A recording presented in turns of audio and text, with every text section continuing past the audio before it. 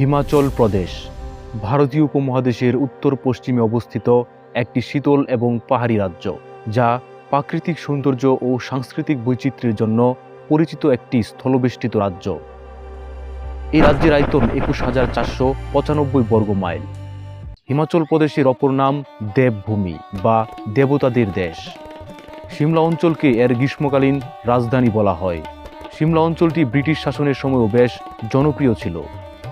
হিমাচল প্রদেশের পাহাড়ি এলাকায় শীতকাল খুব কঠিন হয়ে থাকে, যেখানে প্রচুর তুষারপাতের কারণে যোগাযোগ ব্যবস্থা প্রায় বন্ধ হয়ে যায়। তাছাড়া ভূমিক্ষয়, বন্যা এবং ভূমিধসও এখানকার মানুষের জন্য সমস্যা তৈরি করে। তারা প্রাকৃতিক সংকট ও চ্যালেঞ্জ মোকাবেলা করে তাদের জীবনধারা বজায় রাখে। হিমাচল সারা বিশ্বে পরিচিত একটি পর্যটন কেন্দ্র হিসেবে।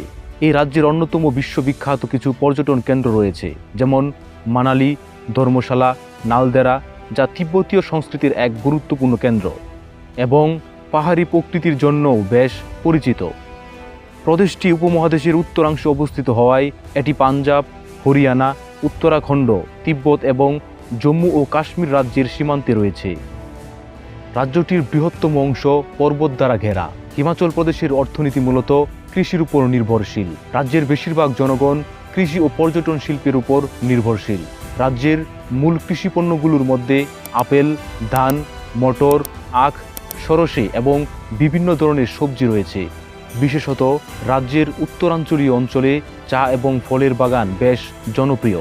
তবে রাজ্যের গুরুত্বপূর্ণ অর্থনৈতিক খাতগুলির মধ্যে পর্যটন অন্যতম।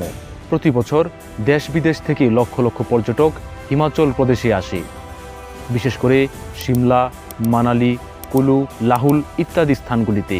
পর্যটন থেকে আয় অর্জন এখানকার মানুষের জীবনের এক গুরুত্বপূর্ণ ভূমিকা পালন করে। তবে অনেক মানুষ এখানকার সুতি কাপড়, মণির গহনা, কাঠের হাতের কাজ, টুপি, চাদর ইত্যাদি তৈরি করে বিক্রি করে। হস্তশিল্প এটি তাদের সাংস্কৃতিক ঐতিহ্যের একটি অংশ।